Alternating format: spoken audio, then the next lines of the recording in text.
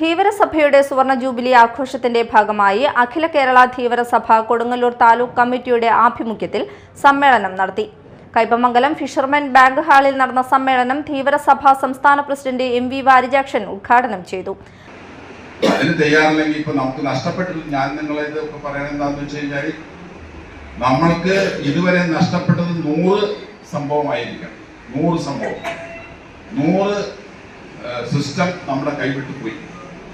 പക്ഷെ ആയിരക്കണക്കിന് സിസ്റ്റം ഇനിയുണ്ട് പുറത്ത്.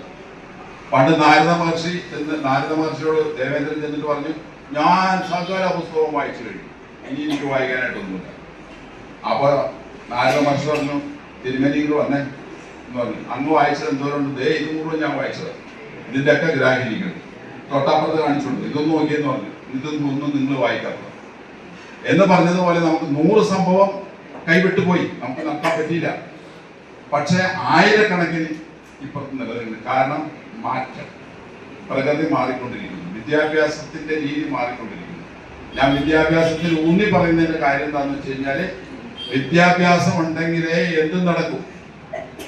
താലൂക്ക് പ്രസിഡന്റ് ദിവാകരൻ കുറുപ്പത്ത് അധ്യക്ഷനായി. സംസ്ഥാന ട്രഷറർ PV ജനാർദ്ദനൻ, മാനവശേഷി വികസന സമിതി സംസ്ഥാന കൺവീനർ അഡ്വക്കേറ്റ് ഷാജു തലാശ്ശേരി, വേദവ്യാസ ക്ഷേത്ര സമിതി സംസ്ഥാന കൺവീനർ മണി കാവുങ്ങൽ, ധീവരസഭ ജില്ലാ president KV Thampi, taluk secretary KK Jayan, joint secretary Rajitha Biju തുടങ്ങിയവർ സംസാരിച്ചു.